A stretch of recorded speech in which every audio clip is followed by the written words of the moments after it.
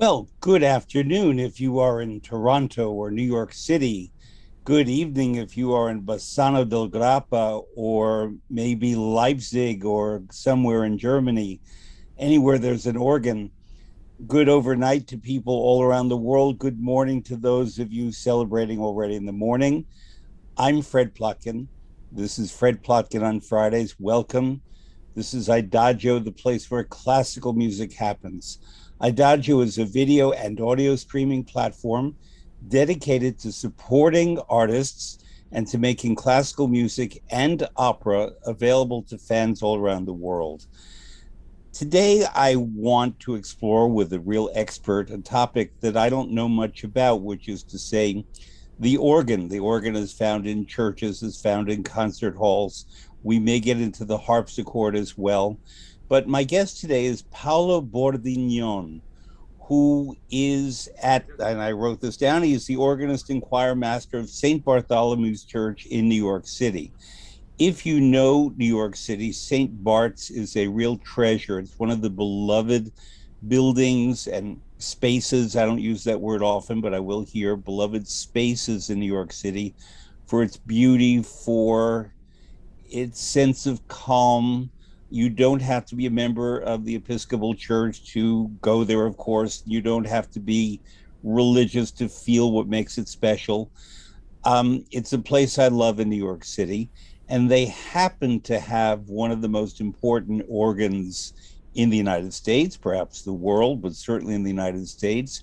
And with that organ comes a vast program of musical life that the church presents. People often think of concert halls, of theaters, as places to go hear music, and not just religious music, but all music. Um, Churches have always filled that function, and St. Bart's, as I call it, as many people call it, does in a major way. So, Paolo Bordignon, welcome, benvenuto. Thank you. I'm delighted to join you today, Fred. So, you are originally from Toronto in Canada, which has a huge Italian community. And I asked you before where your family's from, and you said your one parent is from Bassano del Grappa, which is in the Veneto, your father, and the mother's side is from Abruzzo. Is that correct, or is it opposite? That's exactly right. That's correct, because Bordignon is a good Veneto name. Exactly. And talk about growing up in Toronto with an Italian family and your exposure to music. Absolutely. So Toronto is home to an enormous immigrant community from Italy, from all over Italy. And so the particular neighborhood where my parents settled to raise their then young family, I have a brother and a sister, was a typical suburban parish neighborhood with a local Catholic church, local school, and so on and so forth. And my mom's parents were with us in Toronto, and one of them spoke English very well, and the other simply never had the need to learn because all of the services that were needed by my grandmother, whether it was the doctor or the bank or going to church, all of that was simply done in Italian because it was such a large community. So I grew up in Toronto, and then as young boys, my parents thought it would be a good idea for our formation and for our education, for my brother and I to attend the Roman Catholic Cathedral Choir School. So they were looking they were looking, as a classic immigrant story, for their kids to eventually attend university, and so of course they were interested that we go to a good school, and they saw that this was a school that was all boys, where we would not have distractions. There were uniforms, there was dedication and structure, and that most of the boys ended up going to university. And so it wasn't so much out of a desire for music, which they enjoyed, but it was really more for reasons of our education that they sent first my brother and then me to St. Michael's Cathedral Choir School, which is a really wonderful place and a program that flourishes as we speak. So it's interesting while you were saying this, my mind went in two different but related directions, as it often does. Um, my wonderful eye doctor, his family is from Lipari in Sicily. Sure. And Lipari happens to have as its patron saint Saint Bartholomew. I I don't didn't know if know you that. knew that. No, I didn't. I did. I know it's home And to a distinguished dessert wine, but I did not know its patron it is saint. very much home to and to capers, and Right. it's very much it's the sort of, I'm suddenly forgetting the name because I've been thinking about musical stuff and not wine stuff. I will remember the name of the wine. It'll come to us. But I've consumed quite a lot of it. And Lipari has that tradition too about education. And my eye doctor, whom I visit frequently, told me that he has sent his two sons to Catholic school that way because of the quality of the education that they will receive. And that whatever the boys do in their life, they're about to go to college. He felt that that foundation was very important. And so I should just say, for background, I'm not of a Christian background. And therefore, a lot of questions I have asked, I will ask, so I've studied it a lot, are new to me and maybe to some viewers who are not Christians. Sure. I guess my first question, covering your musical education, your background, and so on, is that if St. St. Bartholomew's is an Episcopal church and your background happens to be Catholic, in the vast repertoire of religious music, for the organ specifically, we tend to think of Bach. Bach was a Lutheran. He composed for the Church of St. Thomas in Leipzig. And there have been Catholics who have, especially in France, I believe, who have composed music for the organ. I'm sure there are Jews and maybe people of other backgrounds and atheists as well. But because the organ as an instrument is often related to religious worship, how do you make decisions, perhaps with the person who's the spiritual leader of the church, about what music is to be played? And Uh, in the concert programming that you do, I imagine that you may do things like the Saint-Saëns Third Symphony and works for organ that are not necessarily religious. Correct. So there's a lot of different kinds of programming here. Some of it has to do with concerts, of course, whether it's solo recitals or works with full orchestra. And then, of course, there are all of the worship services here that happen on Sunday. On Sundays, we presently have three worship services with music and a fourth that is spoken. That's at 8 a.m. So let me say first, aside from your question, within the realm of concerts, if it's a solo recital program, I will very often use that as an opportunity to present repertoire that wouldn't normally be heard within the context of a liturgy. Or put another way, I'll play things that I'll never get away with playing in church for a concert audience. So we have the best attended organ recital I know is actually one that happens here on New Year's Eve. People love to come here on New Year's Eve at 11 p.m. There's an hour-long organ recital, and it culminates at midnight with kind of a grand finale, and then we pop corks and drink Prosecco. And it's a really, really great time. So for that occasion, you can imagine I'm playing Johann Strauss, I'm playing things that have nothing to do with, let's say, a morning church service. I'm playing things that are a lot more fun. Last year, for example, last time I played the recital, it was on hiatus because of COVID.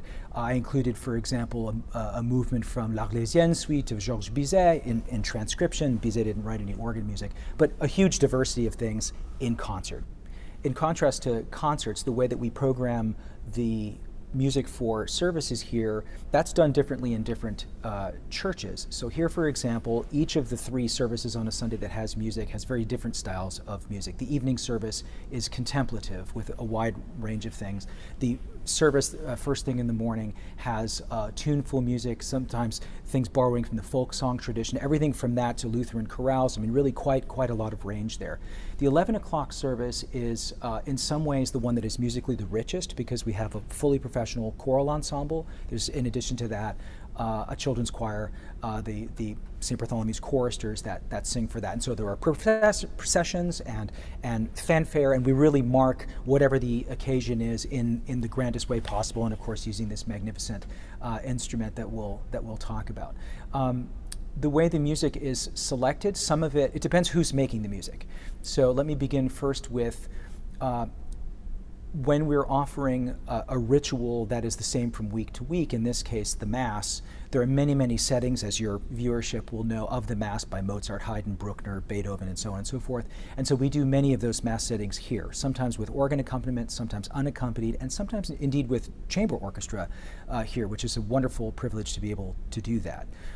In addition to that, there are portions of the service that, of course, are hymnody, that are congregational song that's sung by everybody who is assembled. And congregational song has been with us for a millennium. So there's a lot of different national styles and periods and traditions to draw on. And of course, you want people to be familiar with the hymnody, and so you have to pick hymnody that is familiar and that will have people feeling comfortable and singing along. And also, you want to challenge people and expand the repertoire by proposing things that might be new as well. Then, in addition to all of that, there's the instrumental music. So, for example, an organ prelude or an organ postlude might be prescribed composed literature as opposed to improvisations that happen during the course of the service. So the instrumental music, the organ music, comprises improvisations that might need to cover for some sort of liturgical action. It can be an interlude to something that is sung by everybody, but if people aren't in place in time, if a procession is still happening, it might need to be extended. Or you might have a postlude, or you might have an extended introduction or a fanfare. There's a million different kinds of improvisations that might happen. Whereas the prelude and the postlude to the service, it's a little bit of a misnomer because those are not before and after the action. Those are indeed part of the action in the same way that, let's say, the opera overture now is anticipated with such gusto by the audience as really part of the evening's entertainment. It doesn't precede the goings-on, it's part of them. So in any case, that is repertoire that can be drawn, again, from the many centuries of organ music and the many different national styles. I'll try to pick things that relate to other things that are happening in the service. So if we're doing a Mozart Mass, I'll try to play something from the Viennese classical school, or something that will pair in some way thematically with other things that are happening in the service. If we're singing a Lutheran chorale, I might offer a chorale prelude. If we're singing music from the French Baroque, there's a huge wealth of magnificent French Baroque repertoire for the organ. So it really depends service by service, week by week. One of the great joys for me is that the music here is different every single week. So much like a great symphony orchestra or a great concert hall and so on and so forth, when you come here, the music is refreshed every single week. That the Mass setting, the motets, the anthems, whether it's choral, congregational, organ, the whole bit, that is something that our professional ensemble puts together afresh every week, and it's a thrill to be able to offer that. So you raised many topics I want to pursue, but one of them is, I, as an opera guy who's worked on many hundreds of live productions, and where there might be a glitch, things might be moving slowly, whatever. We sometimes have to vamp, to use that word that you Sure. more eloquently said, extend. It raises for me a very strict logistical question for you as the person playing the organ. Do you have to watch what's going on in the building, or do you have to have people relay to you that there's a delay in the procession because so-and-so, the bride's not here or whatever?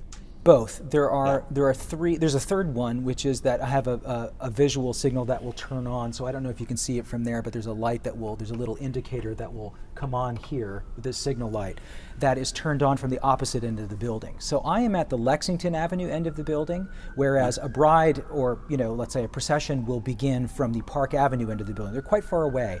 So I, at the beginning of the service, the light will come on to let me know that they are ready, and then I will turn it off from here to let them know that I know, and that will then proceed. So I don't go until I get the cue from them. So there's lighting signals. There is right up here this beautiful mirror that, depending on how it's angled, enables either the accompanying organist, who would be my associate organist and choir master, when he is accompanying, he can see me conducting via that mirror. That also enables us to see a good portion of the liturgical action. And some of the liturgical action happens actually right behind where the camera is. The high altar is right that way, so we can simply turn over and see directly. Where we can't see directly, the mirror helps us see indirectly. Furthermore, because the liturgical action will sometimes take a procession all the way around the building, or will have certain things happening that I might not be able to see either directly or with the mirror, or for which I haven't gotten a signal, then we'll do things by word of mouth, where one organist will cue the other to say, so yesterday, for example, I was playing a service, and I sort of got the cue from the associate that you'll probably need about 30 seconds more music before you resume with having the congregation come back in. There's also, Fred, a certain element of crowd control, because sometimes I'm vamping, but then I need to bring back an entire large congregation, let them know that it's time to come back in and to sing that final portion of a strophic hymn. So there's a little bit of giving signals musically so that they know exactly and confidently when to come back in. So another question that could sound delicate, it's not meant to be, but I'm sure you've been asked it before. In 2012, I was the scholar in residence at the Verbier Festival in Switzerland. And part of my job that year was to talk to artists, to talk to other people in front of audiences, and raise questions that they're not typically asked. Sure. And two of my favorite guests that year were um, Anushka Shankar, the daughter of Ravi Shankar, and someone who plays the sitar, plays the whole range of Indian and Western classical music. And I happen to love Indian classical music because of its relationship to the hours of the day and the ragas that are morning ragas and afternoon and evening. And I thought of Anushka when you were talking about the moods and the times and the so on. So that's a Yes. comment, but the question is the following. Another guest I had that year was the wonderful bass baritone Thomas Kwastov. Of course. And he openly is an atheist. He's spoken about a lot. And I asked him how he, as an atheist, sings some of the greatest religious music, the Passions of Bach and oratorios, many things, and is can he really get into it, so to speak, if he's an atheist? And he said, well, to me, it's playing a role. And if I understand what St. John is feeling, then I can play that role. And the music is so glorious that I can do that too. So this question is not about you personally, unless you want to, but about your job in general. Does a person have to be religious to do the kind of job you do? It's a great question. It depends entirely on the religious community that you are serving. And I say religious community because there's music in synagogues, of course, as well as in churches and in various houses of worship all over the place. In short, here at St. Bartholomew's, the answer is no, you don't have to sign a profession of faith, or you don't have to make a personal statement of faith. And that is sometimes part of an audition process. It can be. In other words, it depends on how the position is structured. So I do have a pastoral relationship with many of the people that I work with, and as somebody who I am mentoring and leading here. And so you will see many people in comparable positions in other churches called, for example, a minister of music. I'm not called that here. We have a more traditional kind of Anglican title of organist and choir master. In some places, someone is merely called organist, even though obviously you do more than merely just play the organ. You might direct ensembles. But to get back to the question of faith and whether or not you have it and what connection that has with your role, that varies a lot from person to person and from place to place. I think the way that one's faith is expressed, of course, depends entirely on the person. So getting back to where we started, as a good Catholic, I was raised basically never to say very much or to express publicly about one's faith. You simply did what you did. You went through the ritual, you marked the years, you marked the hours of the day, you marked the great moments in life, whether it was a wedding or a baptism or a funeral or what is, and you observed each of these rites of passage, and we observe all of those here. And there are so many different ways of expressing one's faith and of expressing one's piety. So, for example, when I am playing that prelude and that postlude, it is a very different thing to play a prelude or a postlude as part of a worship service versus playing to an audience for applause. In both cases, of course, you want to offer the highest possible standard of what you can do. In one case, you're doing it to edify your audience, you're doing it to uplift and to bring joy to them or to have them question kind of their inner life. Whereas when you're playing the prelude to a service, that is my offering my own prayer, and I am very grateful for people to be able to listen in on that, and I very much hope that that's more than relatable, but that it speaks to what they need in that moment. But that is offered upward, that's not offered to a critical audience for applause. Though, as you know, as I say, of course, it takes a lot of practice, and you want to present your best work because that's as high a standard as there gets.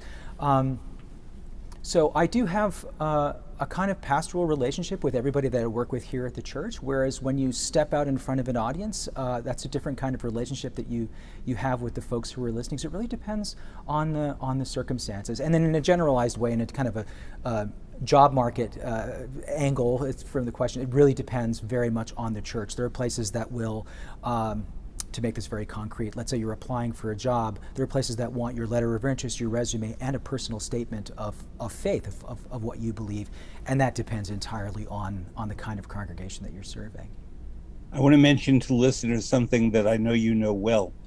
In New York, in London, two cities I've worked at a lot, and I'm sure Toronto, or Toronto, I want to say that correctly, cities that have diverse populations that, and also many musicians, that often singers here in New York and London and Toronto, who might be aspiring opera singers or in conservatory or whatever, get gigs, they get jobs to help pay for their tuition, for their rent, their food, their clothes, by performing in religious institutions. And I've known many Christian singers here in New York who have sung in synagogues on Fridays and Saturdays. And I've known many Jewish singers who have sung in Christian churches on Sundays. And I know many Jews who basically for the whole Christmas holiday season and the Easter season make a lot of their money that pays for their studies and their aspiring opera careers by singing in religious institutions. So there has always been this connection. I can speak, when I worked at the Metropolitan Opera, we always would send a singer to St. Patrick's Cathedral, which is a Catholic church on Fifth Avenue, around the holiday period to sing performances. And he or she would come from the Met, and there would be a connection to the Met. And we would have many religious figures come to the Met.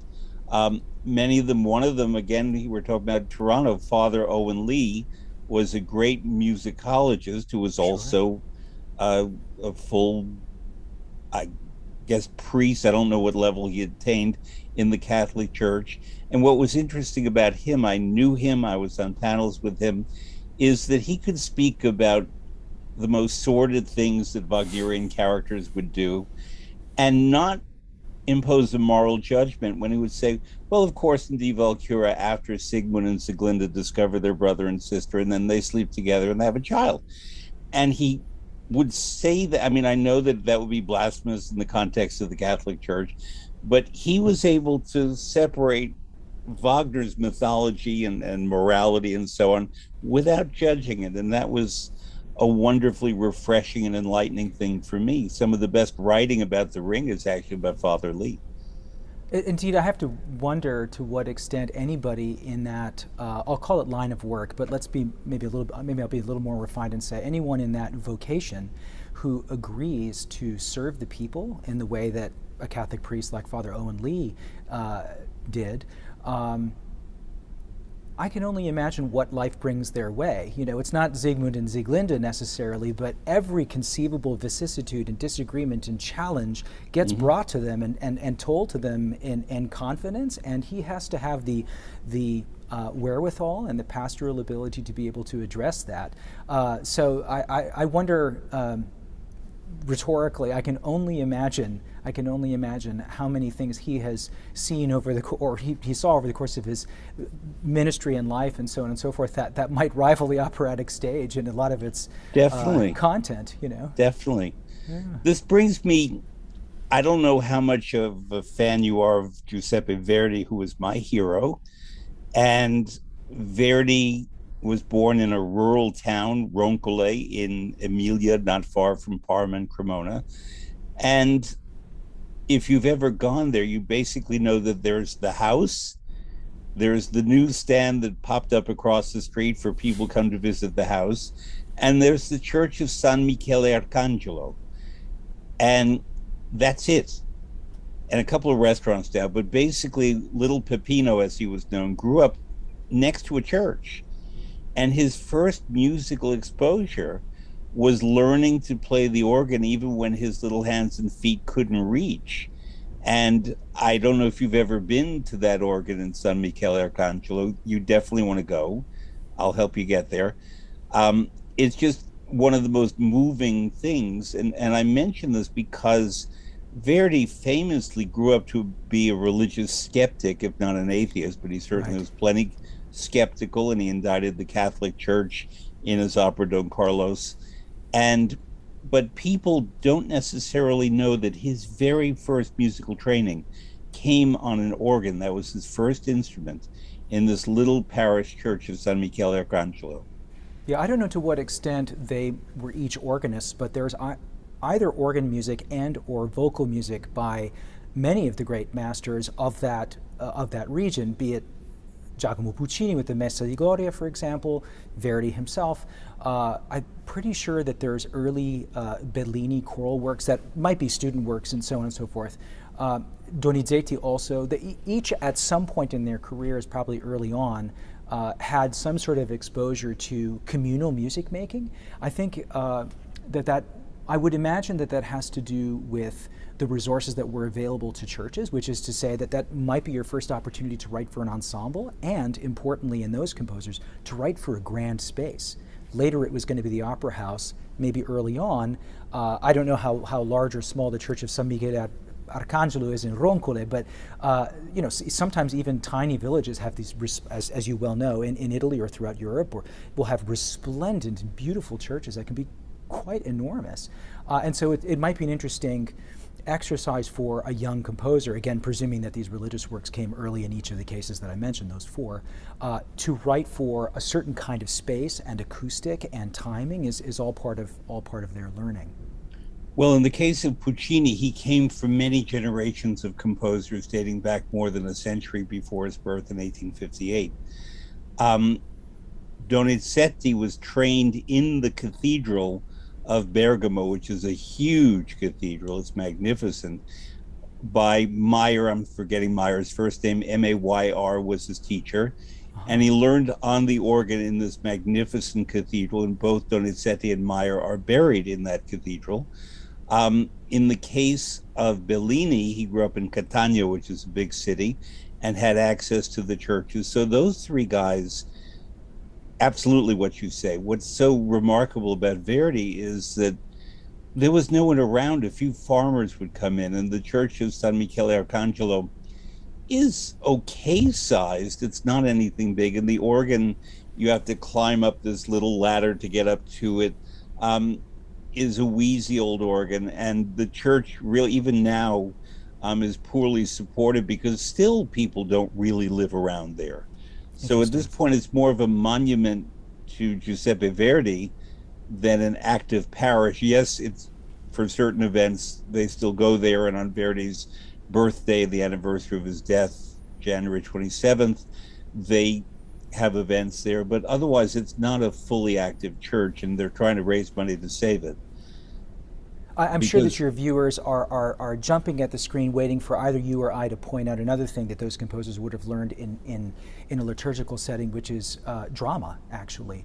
That there is a wonderful sense of liturgical drama, of the way that a narrative unfolds, that there are different personages that have different roles, that there are solo roles, that there are small ensemble roles, and that there are roles for the entire assembly there, a kind of a chorus. I don't say any of that glibly, of course. I say that with immense admiration for places like the cathedral where I grew up in Toronto, which coincidentally is also a San Michele, it's a Saint Michael. yeah.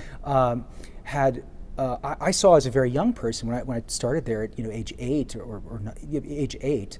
Already at that point, I saw what now I might remind a lot of your viewers of the Te Deum from Tosca. I mean, that same sort of pageantry and incense and the extraordinary vestments and every possible all of the senses being evoked, including the sense Mm-hmm. of smell through the pageantry. So I imagine that would have been an important factor for those four composers as well, to be exposed, particularly in a large cathedral setting.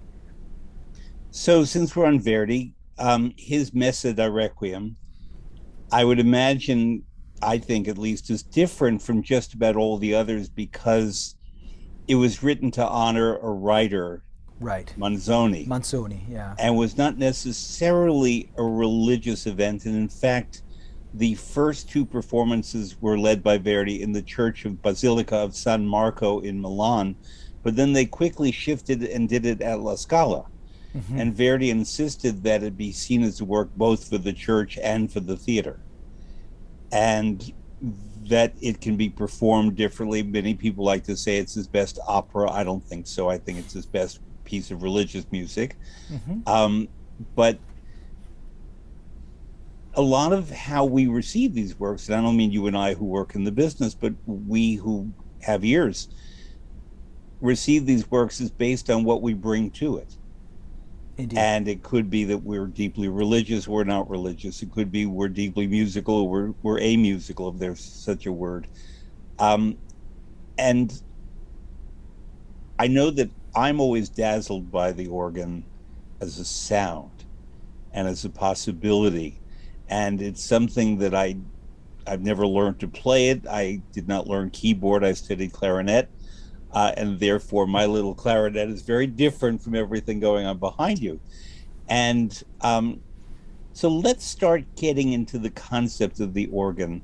Absolutely. In reading up about the organ that you play, which is massive, I noted among things there are two manuals, 18 ranks, 9 divisions, 168 stops, and then 225 ranks, 12,422 pipes. It sounds like the military. It sounds like an army.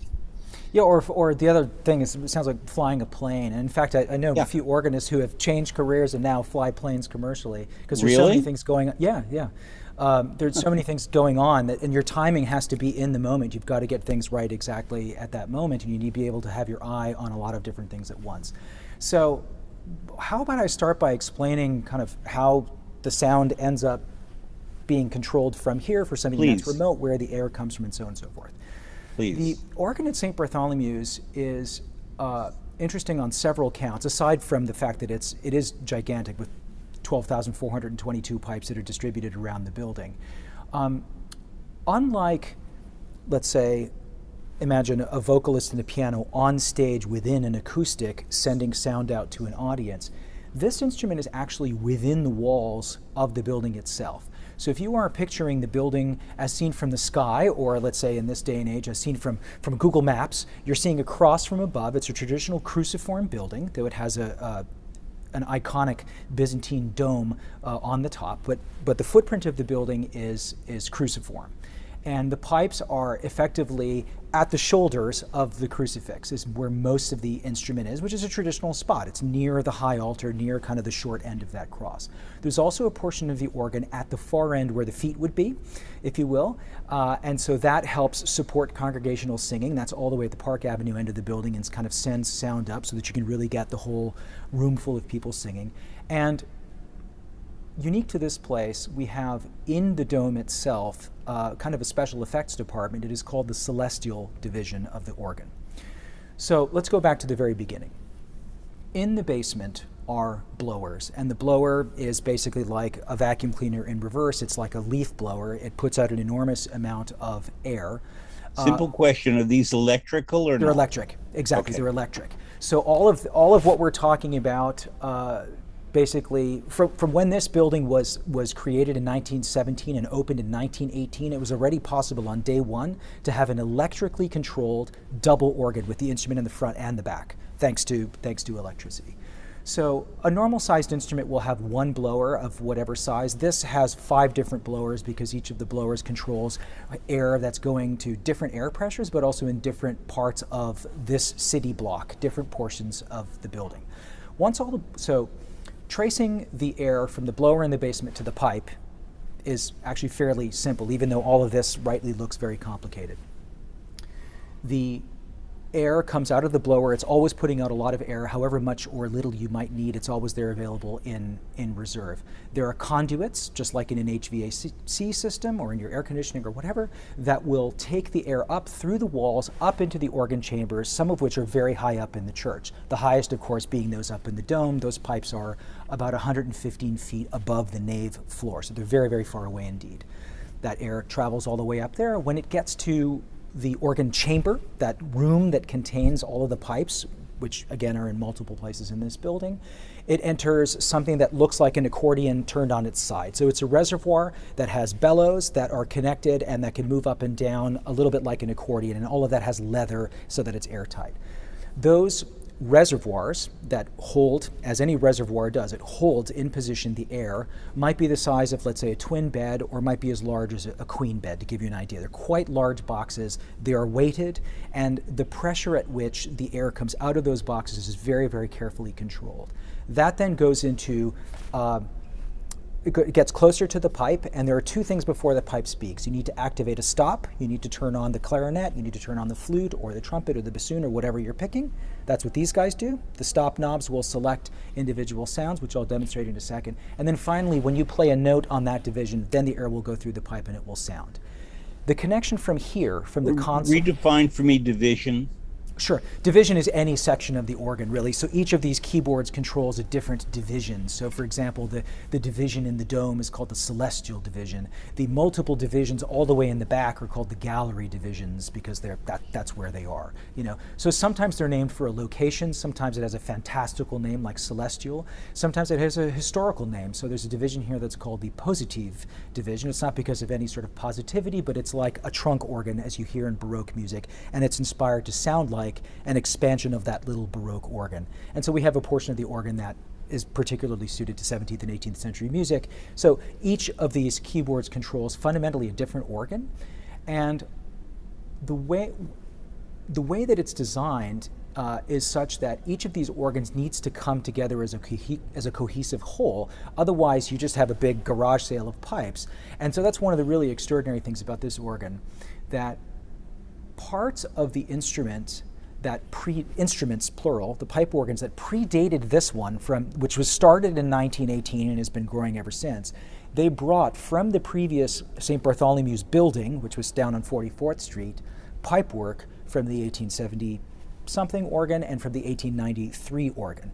So they incorporated each time the best pipework from the previous instrument, not merely adding on, getting rid of things that didn't work, that were obsolete, moving things from the front to the back. And so the remarkable things about the organ at St. Bartholomew's are, it is the voice of the building itself, in that the building serves as the body of the instrument and gives it resonance in the way that the body of a cello gives resonance to what's happening with the bow and the strings. It's exactly the same with this. There's the magnificent celestial division. It's one of the largest organs in the world. It's the largest in New York City, and I think in the whole world there might be 10 or 11 that have more pipes than the 12,000 and so on that we have here. And lastly, its provenance is extraordinary in that the congregation was able to go, be it in the 1870s, the 1890s, 19-teens, 20s, 50s, the last pipework being from 1969. At each of those eras, it was able to go to the Rolls-Royce of its era and of pipe organ builders and to say, what shall we keep? What shall we expand? How will this instrument evolve? Amazingly, it still holds together, and even though it's massive, it really all makes sense in the way it comes together. Some of the choices that I have to make as I'm playing the instrument is you need to decide, well, the composers, the earlier the repertoire, the less likely it is that the composer will specify how it is to be played. So Bach, for example, in his 14 or 15 hours of organ music, there's maybe a half a dozen indications of registration, which sounds you're supposed to use. So for example, you can hold a chord and then start trying stops.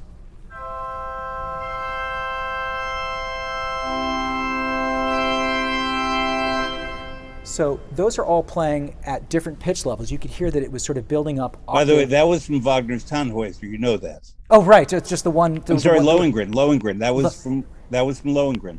I love it. That's excellent. Yeah. That was unintentional, but I'm delighted. I'm really thrilled. Organ transcriptions, by the way, of the operatic repertoire, as you may know, were a significant part of the way that many Americans, and also many people in the UK, and if not around the world, could have the experience of hearing an orchestral overture. So all of the great overtures for the Opera House were and other movements as well, right, of the Valkyries or the Grand Triumphal March from Aida or what have you, had a very significant life as organ works. As a matter of fact, one of the great transcribers, Edwin Lemaire, who was a very distinguished concert organist of his day, on New Year's Day 1901 played his North American debut on the organ at St. Bartholomew's. It was the instrument before this one. This started in 1918. It would have been those instruments I was referring to before.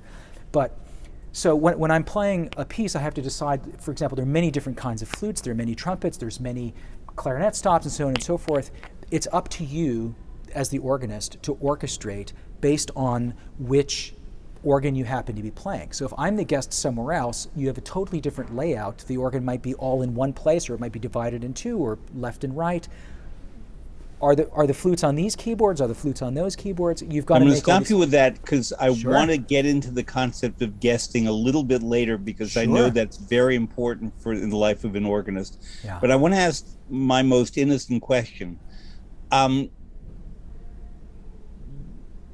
Why and how does the decision come that you'll play quote clarinet or quote oboe or quote whatever trumpet? And is that up to you? Do you decide that this trumpet will be louder?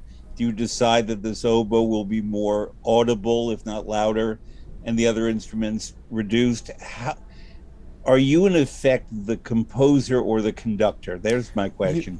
You're the orchestrator. You're the orchestrator. Okay. So you might be given the piano vocal version of the score, and in some cases that's actually exactly what you're given. You might need to take an orchestral accompaniment. If someone says, "Can you accompany a movement from the Johannes Brahms Ein Deutsches Requiem," for example, well, suddenly you're the orchestra. Will it be, let me continue with that example, will it be most advantageous to play the beginning of this movement exactly the way that Brahms orchestrated it with flute and oboe together, or is there something that might be more convincing on the particular instrument you have in front of you? Will that balance with the choir, large or small, that you have that day? You're orchestrating every single time you sit down to play the instrument, even to the extent that when I'm playing congregational hymns, if fewer people show up for church, you'll have to play softer. If more people show up, you have to play louder. Of course, it's just a very basic volume thing. It gets more interesting when we're talking about colors. So you may find that at a certain moment there's a beautiful line in the tenor register that might come out beautifully. At that point, I make a decision. Do I want to play that on the corno di bassetto in the celestial? That's an option here, but that's an option only here. In other words, there's no other organ that has a corno di bassetto that's coming down 115 feet from the dome. Other organs will offer other joys and other glories, and it's your responsibility as the artist playing it to adapt to that and to bring out the colors of the organ. To go back to the orchestrator analogy, the composer's given you what the piece is, and you may have a chamber orchestra, or you might have a large symphony orchestra with offstage banda available. It's entirely up to you to make the decision and to be as creative as you can be. So what the organist is doing is not so much while we're playing like pulling out stop knobs on the fly, but instead you can preset combinations. So I will hit a combination where you'll see a number of these stops move, and you'll see these tablets move as well. So I'll do it here, there. So it will remember by hitting this piston, by hitting one of these pistons, it will remember preset combinations. So when you get to that moment where something needs to be subito pianissimo and you have to change and be very quick, you hit a piston, so you've got to remember which combination you've set, where it is, where you've left it, and exactly at which moment to play it in the music, because you could end up with subito fortissimo if you're not careful. So that's all part of the art of executing what you're doing. If I'm correct, since you mentioned this, and I'm pretty sure I'm correct, George Bernard Shaw, when he wrote his music criticism, his name as the author of those articles was Corno di Bassetto. Oh, right, yeah, I think, yes, it's been a while since I've thought about that. That's right, that's right. So you raise fabulous things. You express yourself so incredibly well. I thank you for that, because these concepts to me are completely new. You are also the harpsichordist for the New York Philharmonic. That's and right. Many places. My concept of the harpsichord is the polar opposite of the organ. Yes, it requires wonderful hand-body coordination and feet and pedals and so forth, but the sound that comes out of the harpsichord is entirely different. How do you in your head and elsewhere switch from what you conceive the sound to be with the organ to what you conceive the sound should be with your harpsichord? You're exactly right. They couldn't be more different in scale. I mean, really the only thing that they have in common is keyboards including multiple keyboards, and chronology. So the reason that I got into the harpsichord in the first place, not to get off topic, but was that I was playing a lot of music of Johann Sebastian Bach, a lot of music by Buxtehude, a lot of music from the French Baroque period, and those, François Couperin, for example, and those same composers wrote and championed, wrote for the harpsichord and were magnificent harpsichordists themselves. And so at the college level was really the first time that I thought, I would love to explore that instrument if I had the opportunities. It was in college that I started to play and immediately fell in love with the instrument, because for the first time you sit down and you play the instrument for which all this music was composed, and you hear it like hearing something in its original language. It's really a wonderful, wonderful thing. One is a large fresco or a giant mural, and the other is a miniature or a cameo or a Fabergé egg or what have you. I'll let your viewers draw their own comparisons of scale.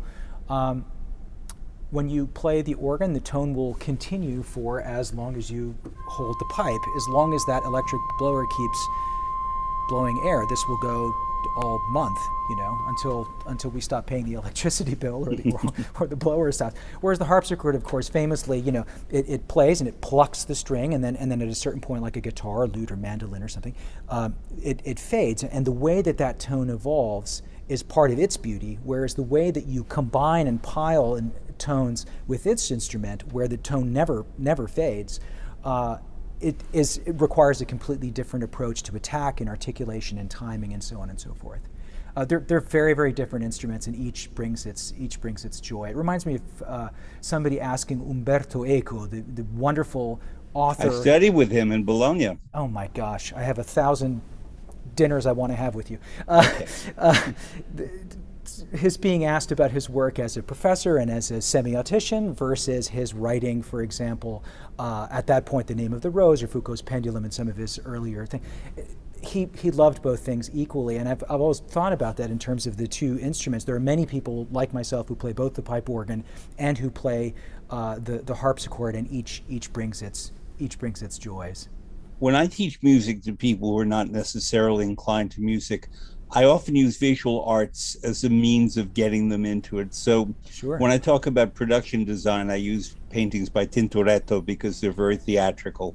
Right. When I talk about Bach, and especially the organ, I tend to talk about Leonardo da Vinci, because so many different aspects of that mind. Imagine, for example, an enormous room with file cabinets, and you open a different file cabinet, and this is Da Vinci's brain, and you get a different topic completely. And similarly, the organ behind you makes me think that would be a depiction of Da Vinci's brain. That said, which visual artist, if you can think of one, he does not have to be Italian or male, would be the harpsichord? Oh, that's a tricky question. I mean, I think more of each of the national styles. Maybe I'm a little bit too much of a specialist, where the harpsichord on which you might play Scarlatti would remind me of different visual artists than, let's say, the harpsichord on which you might play Bach, an instrument from Berlin, let's say, by Mietke or somebody like that. So I think of the national schools as really what I associate more with the visual arts than the medium itself. I'll nominate Albrecht Dürer for the harpsichord. How about that? I love it. Yeah. I think that's fabulous. And I also love your comparison or your kinship between Leonardo and Bach, given that both are scientists, both were men of knowledge, both were explorers of the world around them and of the world of numbers and of that kind of theoretical thinking, and they expressed it in different ways with poise and proportion and measurement, and we could go on. But this will be another dinner. So Michelangelo is Beethoven, Raphael is Mozart, Berlioz is Delacroix, and I can go on and on and on. I have lots to think about. You're right. That's wonderful. That's really wonderful. But that's how I teach, by using the visuals to try to communicate the concepts of music that maybe these non-musical people don't immediately fasten on or are resistant to, as in, I can't do that. I can't figure that out. I have another question. It's delicate, and I do not expect a specific answer to the question, but a generic answer, as you will understand. You play the harpsichord for the New York Philharmonic. They are about to reopen their theater after significant structural redesign by a Toronto firm, actually. And it's now David Geffen Hall, and I gather it's wonderful. And I'm very happy as someone who's loved the New York Philharmonic. Back in August, I had Jamie Bernstein on, and we discussed the acoustics of that hall before, being the daughter of Leonard Bernstein. I unintentionally caused a bit of a to do when they had a press conference to announce the presentation of the hall, and they showed the architectural designs and the seating and so on. And I raised my hand. I said, "Where will the organ be?" Hmm. And that kind of led to silence. And it was sort of, "Well, we'll get back to you," or "They will have an electric organ," and so on. So my question for you is not the politics of that, but in concert halls where they have little electric organs, let's call it, and you and your organist colleagues have to play those to do Saint-Saëns or the big works. How is that different from having a full big organ? I know the concert hall in Dallas has a fabulous organ, for example. Right, right. Or And Philadelphia or various Philadelphia, places. of Sure. course. Yeah, yeah. And but if you are working in a theater where you have to play organ music, but they just have a small thing, how do you musically make the adaptation necessary? The first thing that I will say is the most sort of optimistic and generous I can about the electronic instruments is that they've come a long way, as you can imagine, particularly in the past even 15 or 20 years. They've really come a long way, so that moving away from organs for just a split second, even an electronic piano is so much better than what was available 30 years ago. I wouldn't rush to Carnegie Hall to hear, a recital by a great artist played on an electronic piano. I'd rather hear that played on one of the great piano builders of the world, Steinway, Bösendorf, Fazioli, Bechstein, whatever it is. But those have come a long way. And the comparison is similar at sort of a very simplistic artistic level, which is that, yeah, an electronic piano sounds like a piano and in some way responds like a piano, and so too the electronic organs, where those have come a long way. Let me go to the first part of your question and say what makes it different, let's say, to be here versus an electronic instrument. This is where our viewership will have to show up in person to experience an instrument like this. So, speaking for this instrument, I mentioned in passing earlier that the walls of the building itself function as the resonator for the instrument. It's not a freestanding instrument in a beautiful case within the building. The instrument is the building. So when you play in certain keys, there are doors that will rattle sympathetically, or when you play in other keys, you can be in a room and you can feel the air move in a certain way. This is quite literal. I mean, when you come to the building, you hear it that way. At St. Bartholomew's, the sound is coming from the front, left, and right, from directly behind you, and from above. So spatially, there's that, which is, of course, very easy to grasp. Furthermore, the smallest pipes on the organ, I don't know how much of this our microphones will pick up, but I'll go up in E major.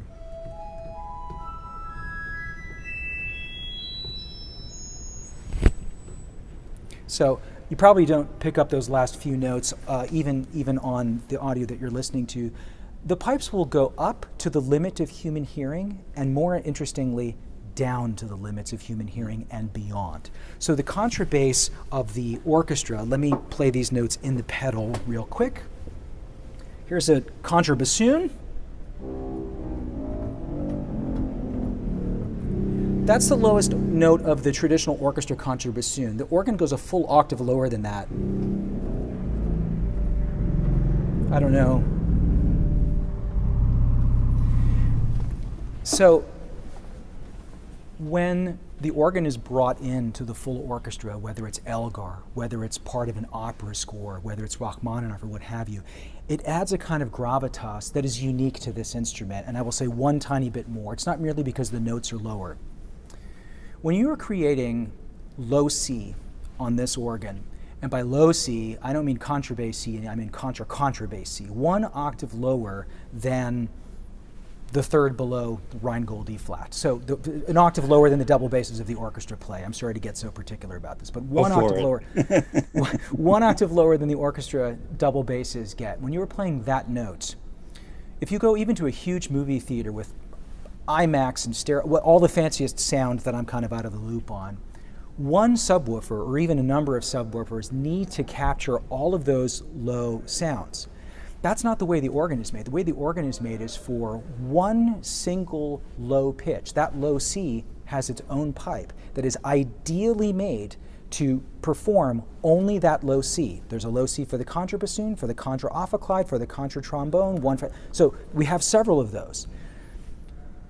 When you're in this space, the way that they move the air here and the way they make the building shake is awe-inspiring and absolutely glorious and marvelous.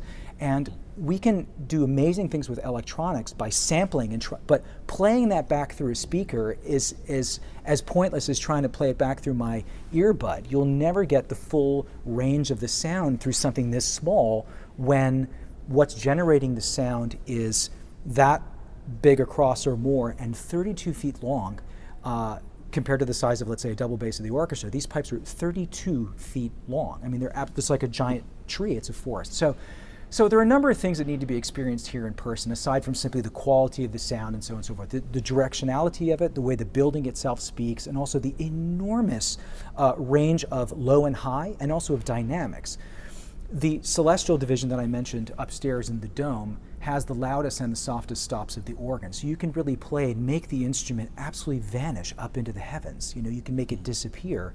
Or you can play the instrument loudly enough that you could pack the place with people and they could all be singing full voice, and you still can keep the music on track, exactly the way that you need. So it's a really wondrous, wondrous machine, all in the service of artistry and of inspiring and of marking those great moments in the way that we do, whether they're in concert for a public or whether it's for somebody who is worshiping in a congregation. Because I want to be conscious of time, I'm going to only ask you one last question, and what Sounds for good. me has been a thrilling conversation. I don't use that word often, but I've loved it. And then you have kindly agreed to play something for us, which I appreciate. But the last question is, the organists I know of tend to go and play in the great organs of the world. And I once interviewed, I'll say his name, Valery Gergiev, and he spoke to me about performing in different theaters, including Toronto, actually, and how doing the same concert with the same orchestra in Toronto and Carnegie Hall and Chicago and Cleveland and elsewhere is different, and he has to reseat the musicians because of the halls themselves. So if you are going to Warnemünde, where they have a famous organ that I've seen, or Paris, I forget which one in Paris, is it Saint-Sulpice has the big organ? Sulpice, yes, very important instrument. And the Madeleine also has an organ, I think. Mm-hmm. And if you have to go into each of these spaces, you just said to me so beautifully that the building is the instrument for St. Bartholomew's. That must apply to these other buildings. And how do you, when you arrive and you have to get to know the organ in front of you, it's not like you're a violinist who brings your Stradivarius with you. You are faced with a new instrument each time. And if the building is the instrument, how do you bring your music and make it happen to your satisfaction in these new spaces? A great instrument will be designed such that it fits hand in glove within the space. So every organ that's created is a custom instrument to the space and to the acoustic qualities of that room. And those great instruments teach you, and those great acoustics teach you. So when a symphony orchestra goes to a hall that might be somewhat more reverberant or more resonant, they might have to play shorter, they might have to play clearer attacks, they might have to take tempi that are slightly slower to accommodate for all of that. Those are some of the many factors that might influence that sort of performance, and all of that is exactly what you take into account here as well. With the organ, you additionally have the factor that you might be very close to the pipes, and you might hear with tremendous clarity something that is speaking right at you. So let's take Notre Dame, the example. So at Notre Dame, the console is right in front of the pipes. But if you play clearly to yourself right in front of the pipes, you will hear with a clarity that no one else in the building enjoys. And instead, you have to be playing with ears as though you are the audience out in the hall, or I should say in the acoustic itself, with all of that reverberation and resonance and that wonderfully rich acoustic. You need to slow things down. You need to play into the space and into the room as much as anywhere. There's a little bit of that variation, let's say, when a piano recitalist plays in a room for 20 versus a room for 2,020. But with the organ, there are far more factors. Aside from having to reorchestrate the entire program based on whether you have 2 keyboards or 5, whether you have 600 pipes or 6,000 pipes, in addition to that, there's how close are you to the instrument? How close is the audience to the instrument? How much reverberation resonance is there? How loud should the louds be and how soft should the softs be? And how does the acoustic change all that? It's a wonderful, poetic, and fluid experience to go and to visit, but not only to visit, but to learn from other great instruments.